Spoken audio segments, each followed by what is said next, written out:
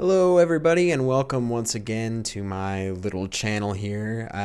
It's been a few months since I've uploaded my first video, but there has been something else that has crossed my path in recent weeks that I want to do something a little bit different with. I want to watch a video and kind of just break it down piece by piece as it's going here, react to it. It's by Hank Green, who I would describe as a liberal science and social science communicator. And I have had some disagreements, to say the least, with some of his takes that he's had recently. What we're going to watch, though, is actually not something that has been put out very recently. It was a video that he put on his main channel about 11 months ago. I think it's coming up on a year now. December 11th. Yeah, so we're a few days out.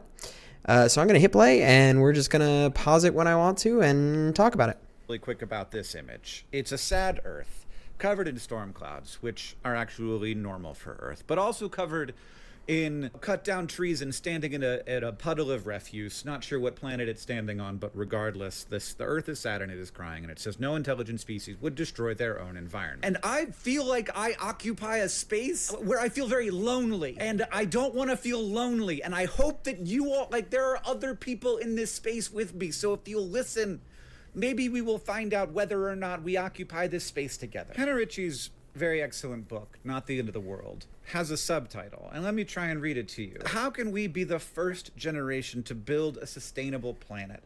And there are people who will push back against this, but the argument she makes is that sustainability in her definition includes things like children not dying in infancy. And when I look at images like this, what I see is a complete disregard for the accomplishments of humans. I also saw a thing yesterday, and it was like, if Louis Pasteur could see us drinking raw milk, he would be rolling in his grave. And first of all, Louis Pasteur died like decades before pasteurized milk became a normal thing. Second, if Louis Pasteur could see how few people die of infectious diseases in today's world, he would cry a river of joy. He would look at us and think, I helped make that world possible? In the United States in 1895, a quarter of people born could expect to not live to 5. And that was lower than it used to be. And I have to emphasize this as much as I can. The biggest problem that our planet faces is that there are so many humans, and that the humans in question want to provide a very high standard of living for themselves and their children. I'm going to stop him right here because to this point, he is exhibiting what I would describe as the cult of progress. And that is the idea that our society has been on this kind of teleological progression from the cradle of civilization to ancient Greece and Rome to the English kind of constitutional monarchy, and eventually to the American Republic, where everything great was created and all of these advancements were made. And some of that, to a certain extent, is undeniable. But what Hank is dismissing there is all of the devastation that has gone along with that progress, all of the genocide that has gone along with that so-called progress. You know, while white American settlers may have been decreasing their kind of precarity, they were putting indigenous people into camps. They were putting indigenous people into small reservations if they weren't straight up hunting them. So this is such a narrow view of what it means to be sustainable, what it means to be like good, what it means to be a progressive people, really. It should not be based on this kind of limited view of 20th century America as being the peak of what civilization could be and has to offer. And if we just do more of that, if we just go down that same road, that leads to a kind of scientific technological utopia. It's not true. And indigenous people throughout the world have had an understanding of humans' relationship with the land and with the environment, and have tried to cultivate their land in ways to prevent this kind of degradation that we're seeing now and the deprivation that we're seeing occurring right now. And it's something that we need to learn from. We need to break away from this kind of cult of science and cult of progress to incorporate some of these philosophies into how we want to approach the world. I'm not saying throw everything out, throw every advancement out. There's been important progressions for sure that I am not discounting. But we need to understand sustainability in a broad way that incorporates indigenous perspectives and incorporates new ideas from the 21st century, and also an eye to social outcomes, which has not often been seen in a lot of this progress. It has. In some ways, I feel like I need to preface so much of this that this is not black and white, but Hank is overlooking so much by presenting this kind of narrow view of progress and sustainability that I think it does a lot of damage to the direction that we think we should go, especially when he gets into this next point here, where he says the primary problem is that humans love our children, and there's so many humans here with children that want to give them a better life. And that is just a patently absurd statement to make, that this is our primary issue as a society. You know, this has been the case throughout all of human history, that parents love their children. You know, that fact does not inherently make people competitive with each other. It does not inherently make people devalue the planet. It does not inherently make people live in ways that have these kind of drastic negative outcomes. The reality is that humans as a social people very often go into systems. I would say universally they go into systems, and that affects the way that they behave and the kinds of lives that they can lead. You know, and us living in a neoliberal capitalist world right now leads us to behave in certain ways that are not inherent. They're not just because, we've progressed so far and we have so many things now. It's about the social system that is constructed around it and is propelling us to take certain actions and not others.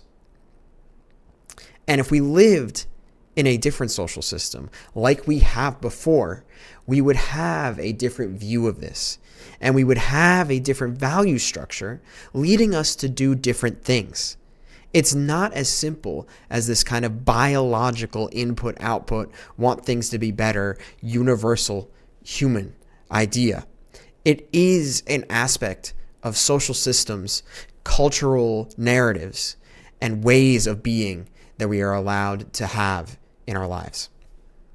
So, the reason why the environment is fucked, I know that there's a group of people who will not believe me when I say this, and they will say, no, it's the fossil fuel company. I'm going to speed him up because he goes on with the same point that I basically addressed for a little bit here. And Hank Green, is somewhat meandering as it is. So let's do 1.5. Companies. And look, the fossil fuel companies have made this much worse and have slowed down our transition, and they are not the only problem, but they are a huge problem. But the biggest reason why we have a problem is love.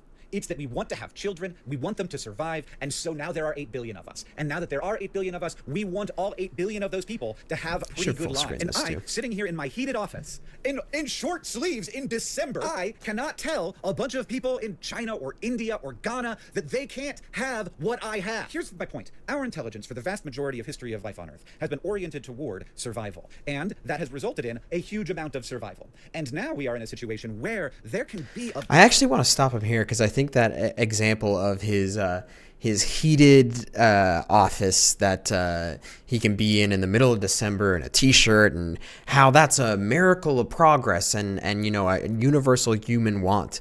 And you know, I don't disagree that every human should have access to a heated and comfortable housing environment. But he is suggesting that the environment that he is in is the only way and the only ideal and what everyone is striving for. And I would argue that his housing and his situation, his infrastructure, was not necessarily his doing. It was not his choice to do that. That is a cultural form and a constructive form that was made in his particular time for a particular outcome, to serve a particular purpose, to look particular ways. And if we revalued everything from the beginning to say, how can we build so maybe we don't need to have as much heat, so we can save a little bit of energy? Can we build these houses with better insulation of materials that keep heat in more? Can we maybe possibly bring back the idea of wood stoves to a certain extent? That's not that that's necessarily the greatest for the environment. But we can rethink how we are doing things. And this just shows the limitations of his worldview. Good life that has a great deal of survival and thriving in it, that does not require the amount of impact on the environment that we are having. But an unintelligent species that did what we have done, and this has happened before. Trees, for example, caused a mass extinction. When they arrived on land, they absorbed so much carbon dioxide that there was no longer very much carbon dioxide in the air. The water became less acidic, and many things died on the planet because of trees, and they didn't know that they were doing it. But also, you can't blame them because they're trees, and so of course they couldn't see it coming. But here's a story that I think we miss. When we, as a species, encounter local environmental problems, we tend to fix them. It was not long ago that London could be so clogged with coal smoke that you had to clean it off the windows every day. And that is no longer the case. You now never think of London as a place that is like got a coal smoke problem. In fact, the United Kingdom recently stopped burning coal entirely, which is very weird historically, considering they're where the coal started. But it was also very recently, like I remember it like it was yesterday, that Beijing had this problem. And now Beijing has this problem much less. It still has an air pollution problem, just like Los Angeles does, but much less. When rivers catch on fire, we actually change our policies. When the rain becomes acidic, we change our policies. Who is the we in this situation? He's talking about the wealthiest people in terms of the globe. The people in the global south, and many people in China probably do fall into this category, but not necessarily Beijing. They aren't able to do this. You know, giant corporations, international bodies, and warlords and exploiters on the ground come in, destroy their environments, create absolute devastation, and leave without any recourse. And they don't have the material means to address these things. There's a reason why these cleanups happen in London, in New York, in Beijing, eventually.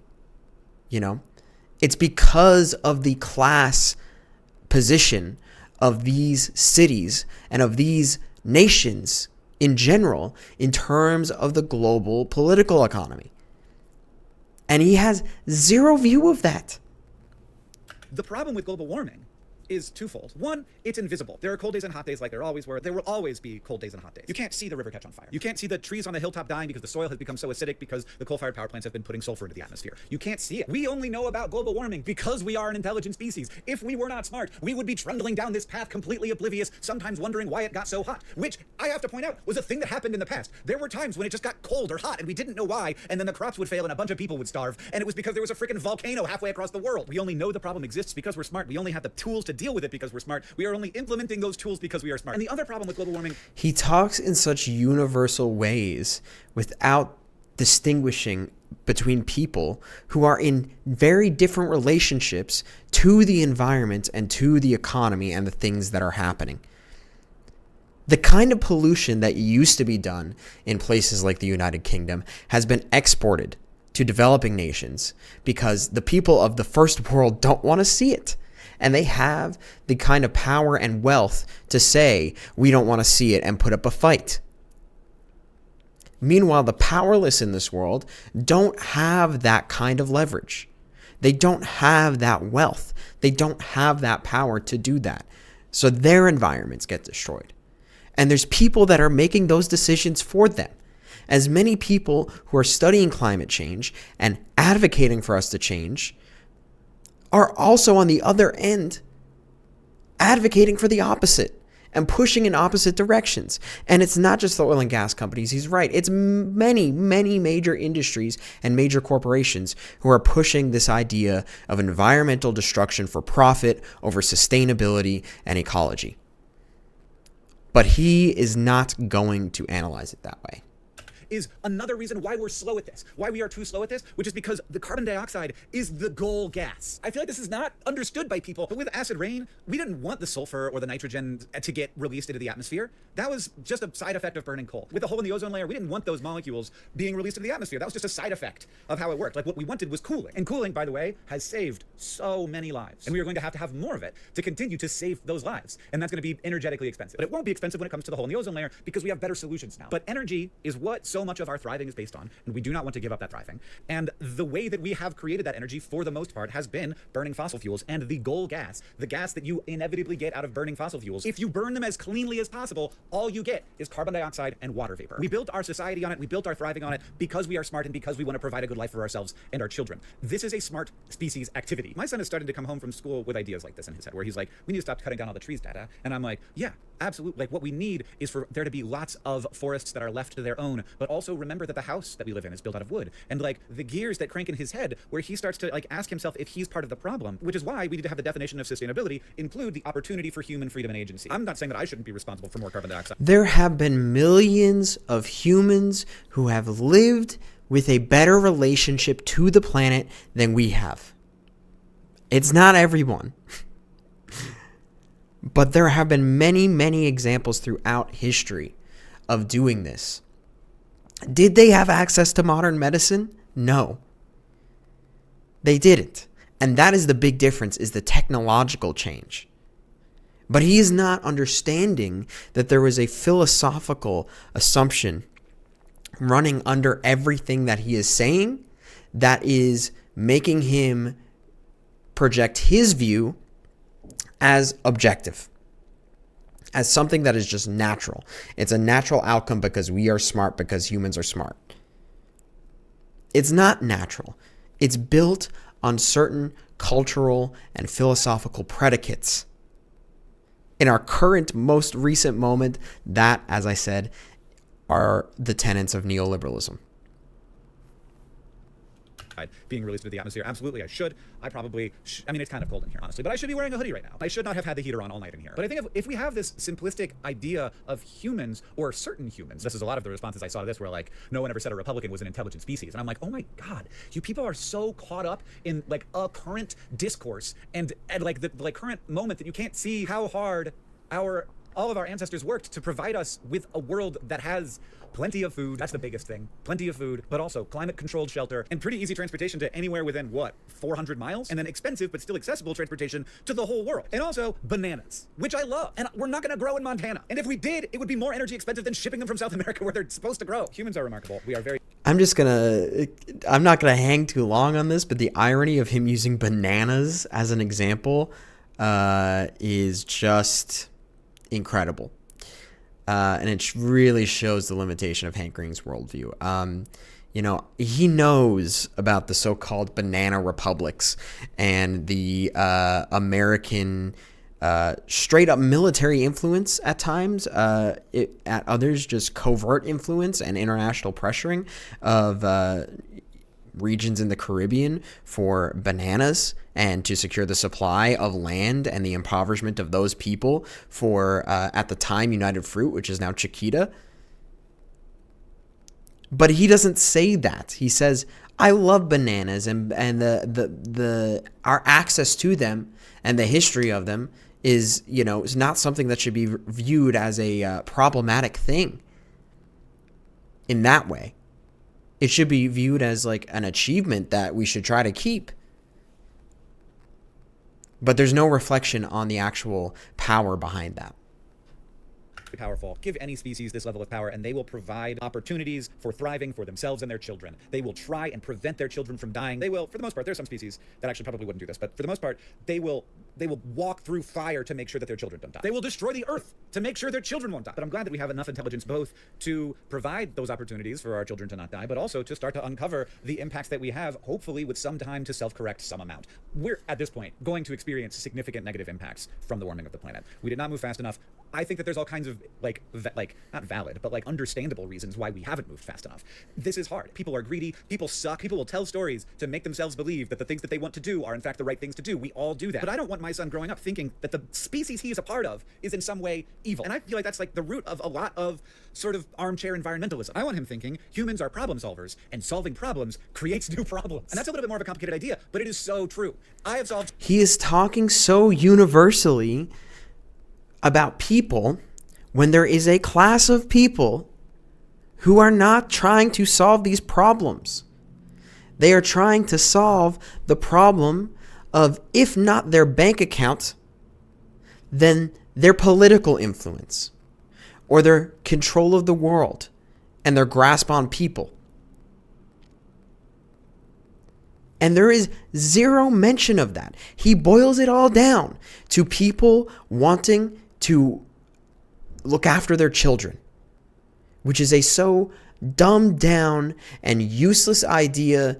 It is almost making me cry. So many problems, and never have I solved a problem that didn't create a new problem. I think we're absolutely at a place where increasing the amount of access to energy that I have as an individual will not make my life any better, but that is not the case for the majority of people on Earth. More access to medicine, refrigerators, ways to cook food that don't involve fires, which we honestly in the US could also do a better job of. For Christ's sake, we have to stop having natural gas stoves. This is so stupid. I made a video about that once. I'll put that video at the end of this video after I play Connections. How about that? When we solve the global warming problem, we will have created new problems. And we're doing it right now. In the background, there's a land use fight. This renewable technologies use way more land. There's just solar panels take up a lot of space. Wind turbines take up a lot of space. You have to make a road between each wind turbine. Those roads take up a lot of space. They impact the environment by being there, both of those things. And I think in the future, we will uninstall a bunch of those things because we'll have other technologies that are better. We'll have maybe advanced geothermal, or we'll have more fission, or we'll have fusion, or whatever it is. We're gonna need energy. And the people of the future will be mad at us for the work that we did. And that's fine. Just we're kind of mad at all the people who made the world a better place by burning a bunch of coal. This at this point is just techno-optimism that, again, does not explain what is happening in our current moment. He is boiling down the issues of climate change and the lack of action on policy to just this kind of natural human progression and desire that someday will be solved by some kind of future technological progression. That we could all have refrigerators, which nobody thinks about as a perk anymore. They just think that's normal. 100 years ago, more than half of Americans didn't have a refrigerator. It wasn't that long ago. And that's the situation in India right now. Less than half of households in India have a refrigerator. And in the next 100 years, that number had better be 100%, or I'm going to be pissed off at us. I know this video could have been a lot shorter. It could have just been one sentence. It could have been, humans are not evil. We solve problems, and when we do, we create new problems. And I think that is, universally, probably going to be a pretty normal story of intelligent species. If we found another, I bet they'd have a lot of stories about how they created problems by solving problems. And the speed at which we solve the problems, I think there's absolutely some shame we should experience here. I admit it's a hard one, but oh my God, the extent to which we will not accept any inconvenience in exchange for making the world more livable for people in other places in the world and also our own children in the future is stupid. I will say, this is an amount of foresight that is unusual and requires a great deal of intelligence. There aren't a lot of other species out there trying to figure out how to make the world work for the next generation. That's not how they think, because most species don't think about the future. They don't have a conception of the future. Dogs don't have a conception of the future. So it's remarkable that we're able to do it at all. I do think we could have been better at this. And I am frustrated the extent to which we have spent a lot of time arguing instead of acting. And we could have acted faster, and that would have mattered. But anyway, let's play Connections. And we'll stop him there. Overall, I think, this is just very exemplary of Hank Green's worldview. He projects his idea of what a society looks like, what a good society looks like, and says we just need more of that. And that will solve all of our problems, more of American society. But if we stop talking about culture issues and just did technology, I know that Hank Green probably has more nuanced views than this, but everything that he puts out lacks this analysis of power dynamics within the world. Particularly, it lacks an analysis of capitalism and how the capitalist system is shaping the way that we are doing things to its very core. This I will add, is a Marxist idea of base and superstructure, which the idea is at the base is the economy. And everything else in the world springs forth from that economic base. So in a feudalist society, let's say prior to capitalism, with where kings and royalty and aristocracy controlled land and economic power, there were cultural forms and narratives and other social systems and ideas about gender and race and things of the like that would emerge to support feudalism and that are directed in response to the feudal system. As capitalism starts to emerge, we see new formations being created that are more attuned to the capitalist world, cultural forms and social forms that are from this economic base. That is exactly what we're seeing with a lot of these issues when it comes to climate change and social issues too. But Hank Green has no analysis of how these things are interacting, how this economic base is producing certain cultural logics, and he just breezes it over with this kind of universalist attitude towards humanity and human history, which is completely reductive and does not help us a single bit in this current moment where fascism is on the rise and anti-intellectualism is at its peak. I will leave it there. Thank you, anyone who watched. Maybe I'll make more of these. And until next time.